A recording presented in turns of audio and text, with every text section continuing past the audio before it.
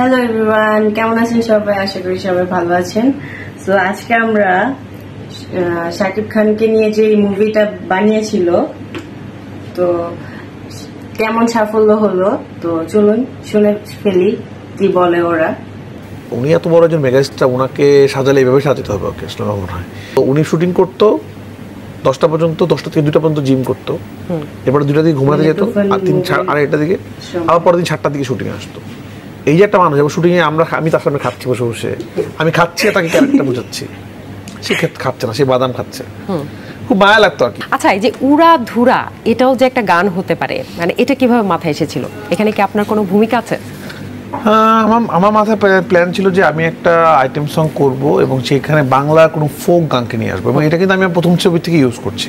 আর প্রথম ছবিতে একটা হিট গান ছিল ওহে শ্যাম, এটা কিন্তু বাংলার পুরনো ফোক গান, সেটাকে আমি নতুন করে ইউজ করছি এবং নতুন করে নিয়ে আসছি। তো এবারও প্ল্যান ছিল আমি এরকম একটা পুরনো গানকে নিয়ে আসবো।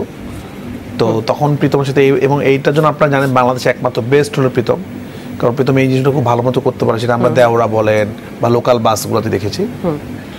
দেন প্রীতমের সাথে প্ল্যান করলাম, প্রীতমের মাথা থেকে আইডিয়াটা আসলো যে আচ্ছা উড়াদোরা মাইয়াটা আমরা করবো আর কি করতে পারি। তো এটা আমরা যখন রেডি করছিলাম তখনই বুঝছি যে এটা আসলে উড়াদোরা লেভেলে যাবে, বাট এই লেভেলের যে আসলে ক্রেজ হবে এটা কিন্তু শুধু বাংলাদেশে হিট না, এটা ইন্ডিয়া থেকে শুরু করে পাকিস্তান যেই দেশ শিখেছে, এটা তালটা এত সুন্দর, এটা সব মানে পৃথিবীর অনেকগুলো দেশে কিন্তু এটা নিয়ে রিভিউ করছে। আমরা একটা করছিলাম 5700 রিভিউয়ার ইন্টারন্যাশনালি এই গান নিয়ে রিভিউ করছে, যারা হয়তো বাংলা বুঝিও না, বাংলাদেশ থেকে কখনো কাজও করেনি, তারাও এই টোনটা দেখে মনে হচ্ছে যে না এটা নাচতে পারি। এই গানটির শেষে আপনাকেও কিন্তু দেখা যায় যে আপনি কাট বলছেন, এতেও কিন্তু দর্শকরা একটু বেশি আনন্দ পেয়েছে আমার যেটা মনে হয়।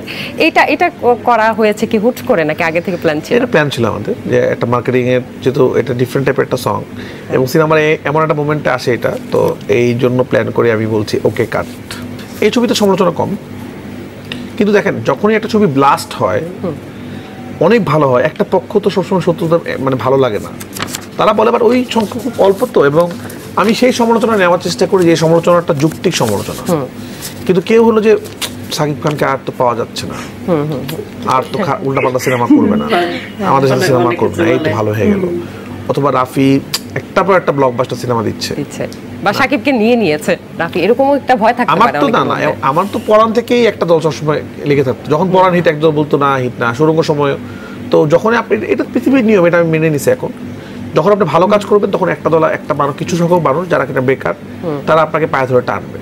তো এটা সব জায়গায়, শুধুমাত্র ফিল্মে না, সব জায়গায় আছে। তো এটা না হলে আসলে আপনি বুঝতে হবে, আপনাকে কেউ যদি না টানে তাহলে বুঝতে হবে আসলে আপনি কিছু করছেন না। তো আমি ওটাকে গুরুত্ব দিই না, এবং এটা এত অল্প, কোটি কোটি মানুষের মধ্যে 10-5 জনকে নিয়ে টেনশন করার সময় নেই। আর এই শাকিব খানকে যে এইভাবে একটা ভিন্ন লুকে দেখা গিয়েছে, এটার প্ল্যানটা কি ছিল? মানে এভাবে কেন সাজালেন শাকিব খানকে? উনি এত বড় একজন মেগাস্টার, ওনাকে সাজালে এইভাবে সাজাতে হবে ওকে, আসলে মনে হয়। তো আমার কাছে আর আলটিমেটলি উনিই তো সবকিছু করছে, উনারই চেহারা, উনারই চুল, উনারই লুক, আমরা খালি চিন্তা করছি যে আমরা এটা করতে চাই, এবং উনি আমাকে হেল্প করছেন, অনেক জিম করেছে, অনেক ডায়েট করেছে, এবং যেভাবে করে ওনার ক্যারেক্টারটাকে উনি ফুটিয়ে তুলেছে।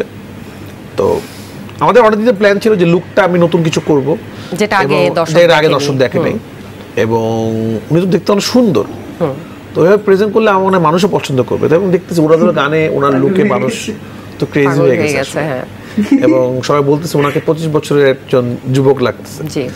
তো এটা আমার মনে হয় উনি অ্যাচিভ করছে, কারণ আমরা দেখতাম যে উনি এই গানটা শুটিং এর শেষের দিকে শুট হয়েছে, তো উনি শুটিং করতো 10টা পর্যন্ত, 10টা থেকে 2টা পর্যন্ত জিম করতো, এরপরে 2টা দিকে ঘুমাতে যেত, আর 3-8টা দিকে আবার পরের দিন 7টার দিকে শুটিং আসতো।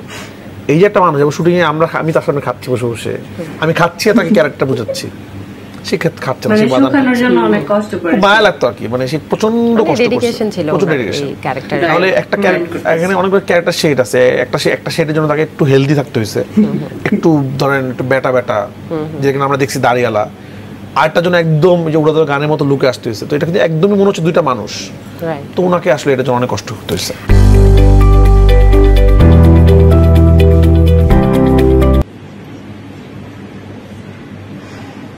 আজকের রিঅ্যাকশন ভিডিওটা কেমন ছিল কমেন্টে জানাবেন, আর আপনারা কি ধরনের রিঅ্যাকশন ভিডিও চান তাও অবশ্যই কমেন্টে জানাবেন। টাটা, আল্লাহ হাফেজ।